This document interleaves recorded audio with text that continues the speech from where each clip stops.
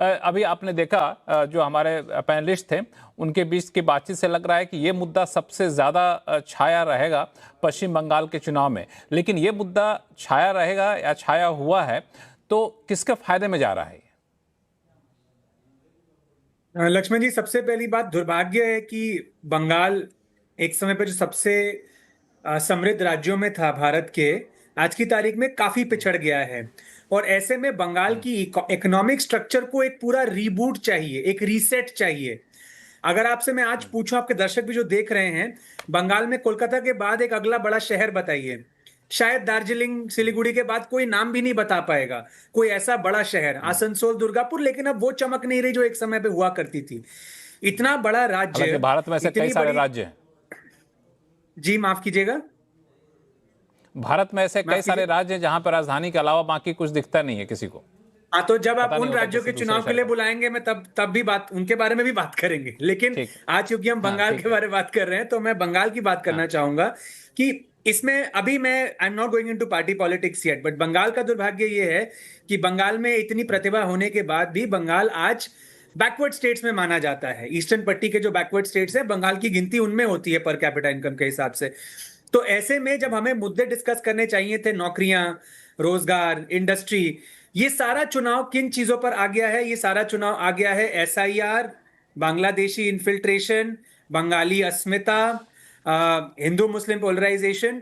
तो ये जो नैरेटिव है, ये कहीं ना कहीं ये बंगाल को पीछे खींच रहा है। अब आपने मुझसे पूछा कि इसका फायदा किसको होगा। देखिए सर, जो डिलीशंस हुए हैं वो दो वेव्स में हुए हैं। मैं, आपके दर्शक काफी शोज देख चुके होंगे, इस पे मोटा मोटा बता दूं कि एक जो बिहार का जिक्र हुआ अभी, कि एक देखिए सारे राज्यों का साथ में हुआ था, और उसके बाद बंगाल का स्पेशल जुडिशियल एडजुडिकेशन हुआ था।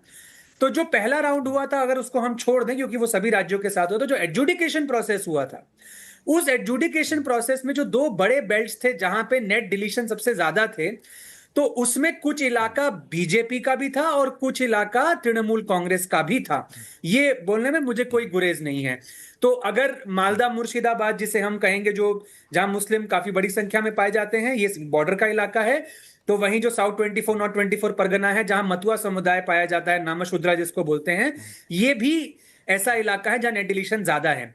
तो मोटा मोटा ऑन ऑन पेपर आपको लगेगा कि देखिए दोनों ही इलाकों में तकरीबन सेम है। लेकिन अब सवाल ये उठता है कि हम इस पे डाउट कर रहे हैं, ये अपने आप में एक चिंता की बात है।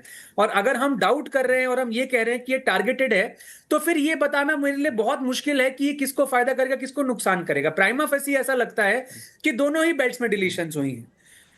लेकिन अगर ज्यादा डिलीशंस उन इलाकों में हुई हैं, अब मैं आपको एक उदाहरण देके बताता हूं, ज्यादा डिलीशंस उन इलाकों में हुई है मुस्लिम्स के जहां पे मुस्लिम वैसे भी 50-60-70% पॉपुलेशन है, तो वहां पे कोई फर्क नहीं पड़ेगा। वहां वैसे भी बीजेपी को हारना है, वो ऐसे ही बीजेपी को हारेगी। बट अगर उन सीटों में डिलीशन ज्यादा मुस्लिम्स की हुई है जहां टैक्टिकल वोटिंग होती है, तो इसका फायदा बीजेपी को मिल जाएगा। वही सेम बात हम मथुआ के बारे में भी कह सकते हैं, नामशूद्रा की जहां पे डिलीशन ज्यादा हुई है, अगर उनकी संख्या बहुत ज्यादा है तो इधर वे वो उस पार्टी की तरफ ही सीट जाएगी जहां पे नामशूद्रा या जो मथुआ है वो जा रहे हैं। लेकिन अगर ऐसी सीट पर कटाई होती है जहां टैक्टिकल है, जी,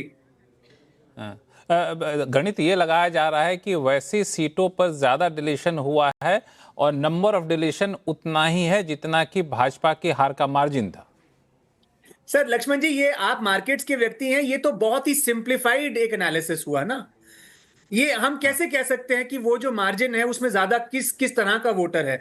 मतलब अगर मुझे सच में फर्ज करना है कुछ, इंटरेस्टिंग पार्ट ये है, सबसे इंटरेस्टिंग पार्ट ये है कि इस डिलीशन को, एसआईआर के मुद्दे को ऐसा बताया गया, ऐसा पेश किया गया कि ये सिर्फ इसलिए किया गया ताकि टीएमसी के वोट बैंक को काट दिया जाए। चाहे जहां भी एसआईआर हुआ, बिहार में हुआ तो ऐसा कहा कि इसमें बीजेपी वाले वोटर को काटा जाए। कैसे पहचाना जाता है ये मैं समझ नहीं आया। मैं आपको बताता हूं, एक बहुत बड़ा फर्क है बंगाल और बिहार के डिलीशन डेटा में।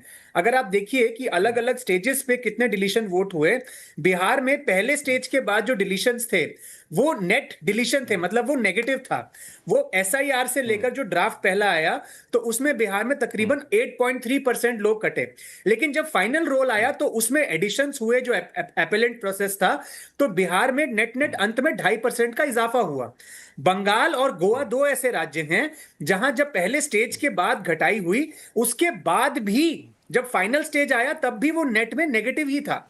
तो जिस तरीके का नैरेटिव आ रहा है, जिस तरीके की बातें हो रही हैं, जिस तरह का डेटा हम देख रहे हैं और जिस तरह का ज्योग्राफिकल स्प्रेड है उस वोट बेस का, ऐसा मतलब कोई भी ये कह सकता है देखकर प्राइमा फेसाई कि ये टारगेटेड लग रहा है। लेकिन मैं ये कह रहा हूं, दो बातें मैं कह रहा हूं कि अगर आप स्पेशल डिस्ट्रीब्यूशन उसका देखेंगे, आप पाएंगे कि दूसरी बीजेपी की भी बेल्ट है, लेकिन साथ ही साथ ये भी सफिशिएंट नहीं है। आपको एनालाइज करना पड़ेगा कि वो कौन सी सीटें हैं जहां पे मतुआ या मुस्लिम, अगर इनको हम कोर वोट बैंक मान ले बीजेपी और तृणमूल का, किस स्थिति में वो टैक्टिकल ज्यादा है और किस सीट पे वो ऐसी स्थिति में है जहां वो मेजॉरिटी वोटर हैं।